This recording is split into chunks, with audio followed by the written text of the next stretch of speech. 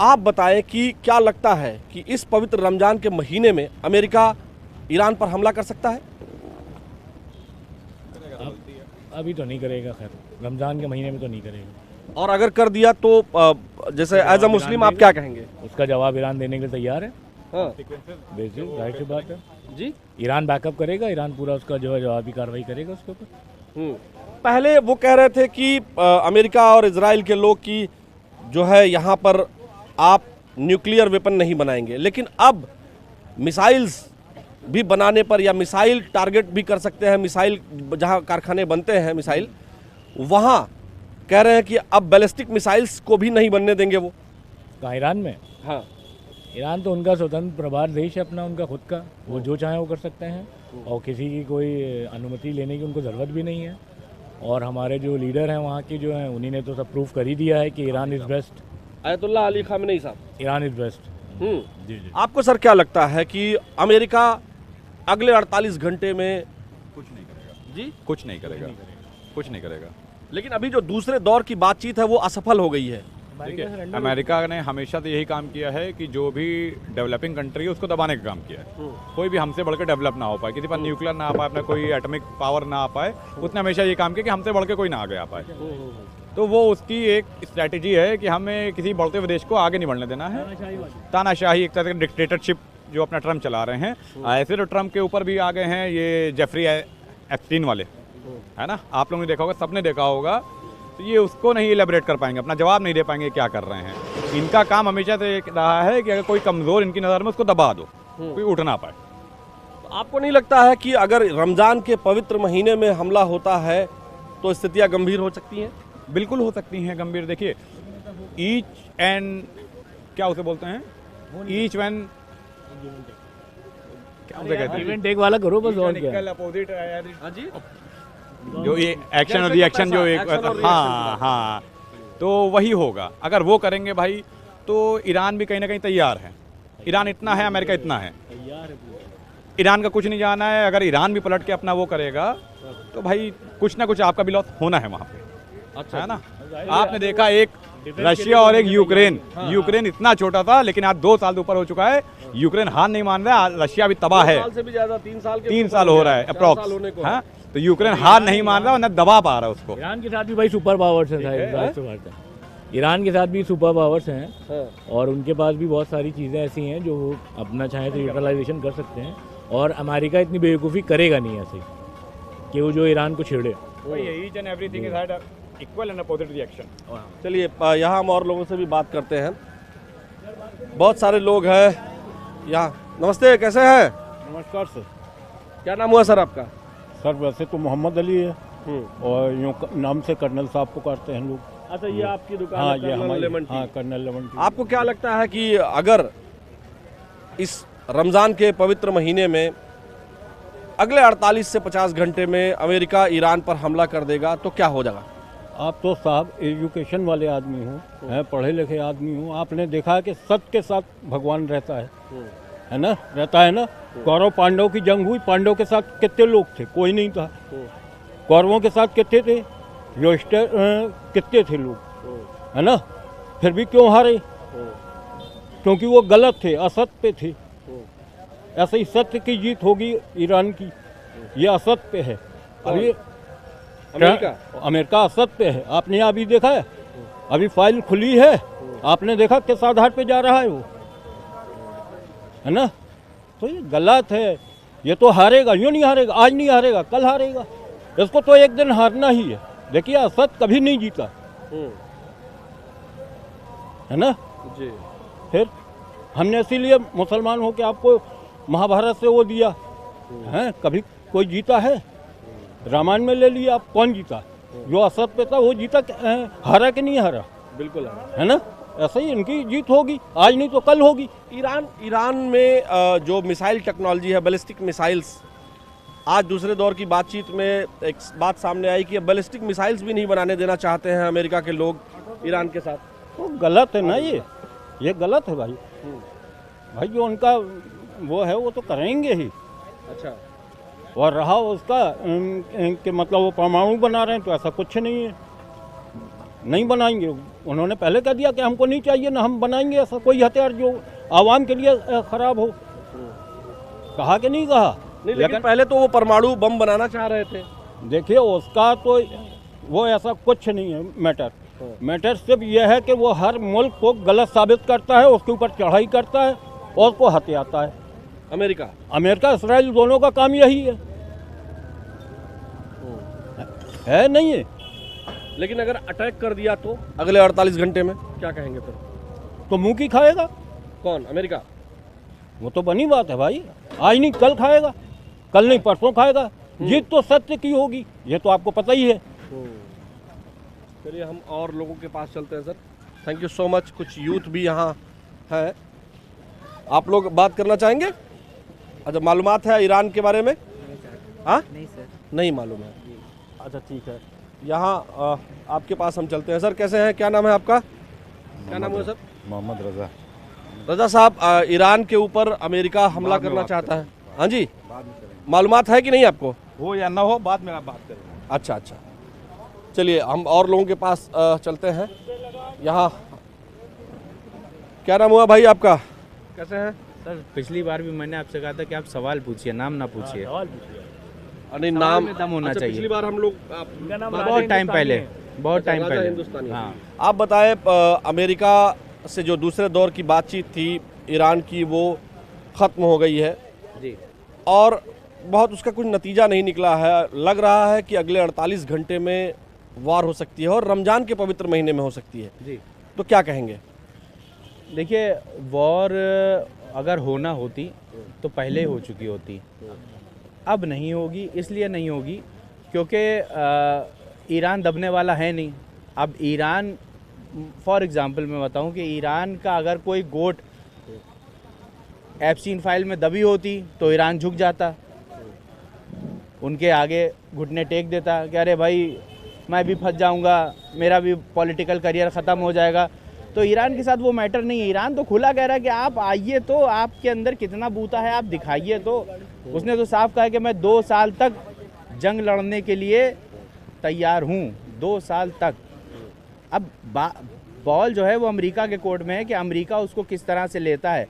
भाई ट्रम्प के अंदर अगर, लेकिन जो द वॉल स्ट्रीट जर्नल में जो खबरें आई हैं उसमें यह है कि सारे ऑप्शंस बता दिए गए हैं युद्ध के, और युद्ध कितने दिन तक चलेगा, इस बार 12 दिन का नहीं होगा, उससे ज़्यादा दिन का हो सकता है। तो ये सारी चीज़ें, सारे ऑप्शंस जो है वो अमेरिका के राष्ट्रपति को बता दिए गए हैं डिफेंस डिपार्टमेंट के द्वारा, जो रक्षा विभाग है, अमेरिकी रक्षा विभाग है, उन्होंने बता दिया है। और अब पूरी बात जो है वो अमेरिका के राष्ट्रपति के पाले में है। वो जो निर्णय लेंगे वो वहाँ की सेना करेगी, और उनकी जो सेनाएं हैं वो समुद्र में मौजूद है। देखिए मामला ये है कि ये तो बात आप सिर्फ अमेरिका की कर रहे हैं। अमेरिका अगर इतना ही मजबूत है तो ईरान पे हमला क्यों नहीं कर रहा है? आप ईरान की तरफ से क्यों नहीं बोल रहे हैं? भाई ईरान, अभी अमेरिका ने क्या एक दिया, देखिए as a being a Indian, being a Hindustani, मैं भारत का नागरिक हूँ, मैं सीधा ये पूछना चाहता हूँ कि अमेरिका इस बात के लिए सब पे क्यों दबाव डाल रहा है कि आप हमारा साथ दिए, हमारा टैरिफ बढ़ा दिया गया, अनाज हमसे ले लीजिए, ठीक है ना? ईरान ही क्यों नहीं दब रहा है इनसे, हम क्यों दबे जा रहे हैं? ईरान ना दबने का मतलब ये कि अमेरिका की औकात अब नहीं है कि हमला कर दे ईरान के ऊपर, और करना होता तो वेनेजुएला की तरह वो ले गया होता उठा के और सारा ख़त्म कर दिया होता उसने खेल।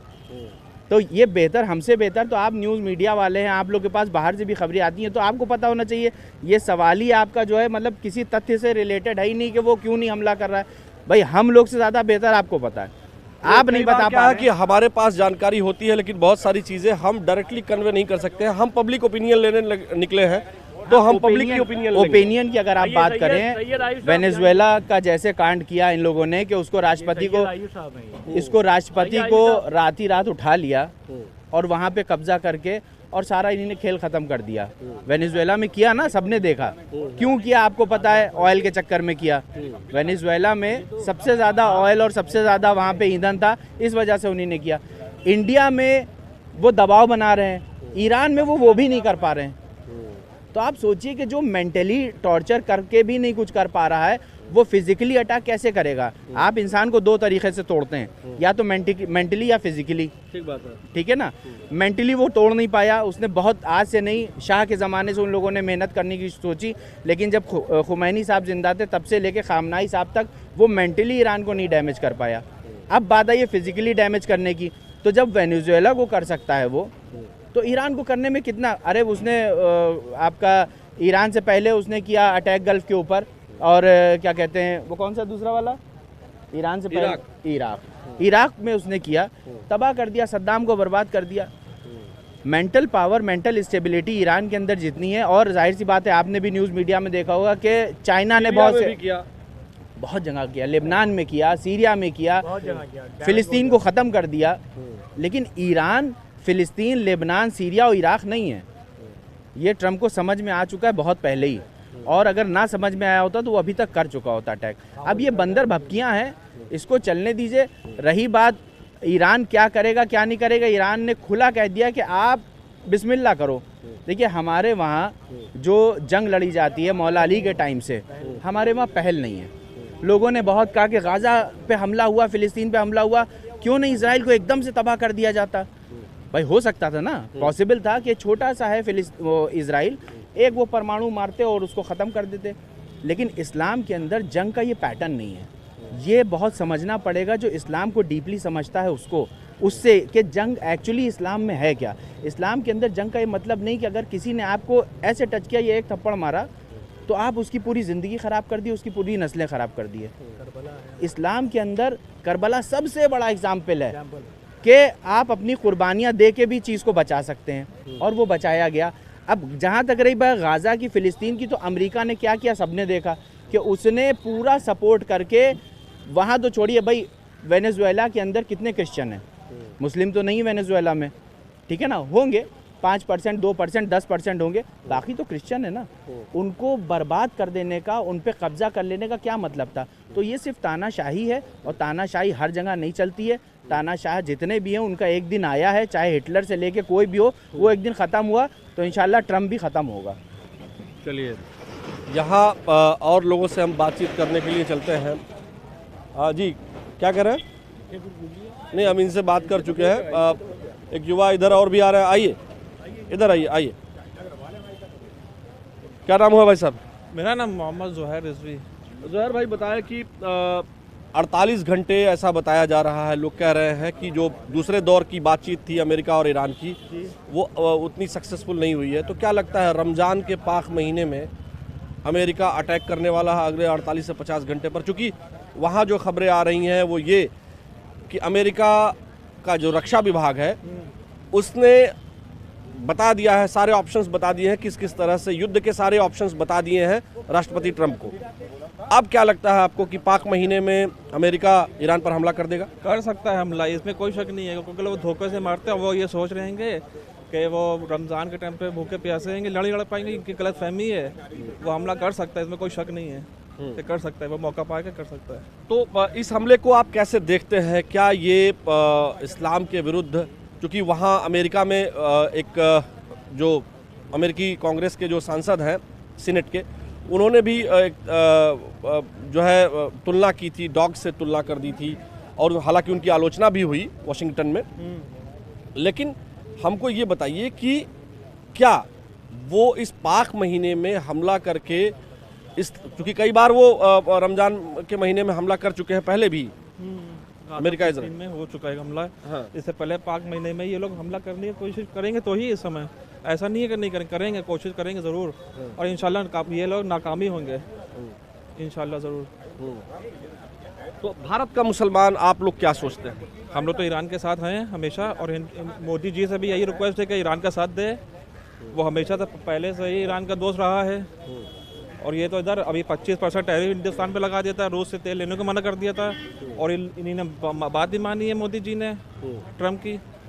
और ये यहाँ वहाँ गए, ये जा रहेंगे, इजराइल जा रहे हैं राष्ट्रपति से मिलने, देखिए अब क्या होता है। पहले स्टेप में कहा कि अमेरिका और इजराइल ने कहा कि हम जो है परमाणु बॉम्ब नहीं बनाने देंगे, परमाणु शक्ति संपन्न नहीं होने देंगे। पहले से कहा मैं परमाणु बनाना ही नहीं है, लेकिन अब तो कह रहे हैं कि हम बैलिस्टिक मिसाइल भी नहीं बनाने देंगे। बैलिस्टिक मिसाइल को लेकर के ईरान ने साफ साफ कह दिया उस पर हम कोई बात ही नहीं करना चाहते हैं। उस पर कोई यूनिट ने पहले ही साफ कह दिया उस पर बैलिस्टिक मिसाइल को लेकर के कोई बात नहीं करेंगे हम, सिर्फ ये परमाणु के ही मुद्दे पे बात होगी। तो आप भी ये मानते हैं कि पाक महीने में हमला कर सकता है? हो सकता है, इन लोग के धोखे से करने की नहीं, पुरानी इनकी आदत है धोखा करने की, धोखे से मार सकते हैं ये लोग। दर्शकों, हमारी कोशिश थी कि यहाँ भारत में यूथ और मुस्लिम, खासकर जो मुस्लिम यूथ है वो क्या सोचते हैं, क्या रमज़ान के पाक महीने में युद्ध कर सकता है अमेरिका, हमला कर सकता है अमेरिका।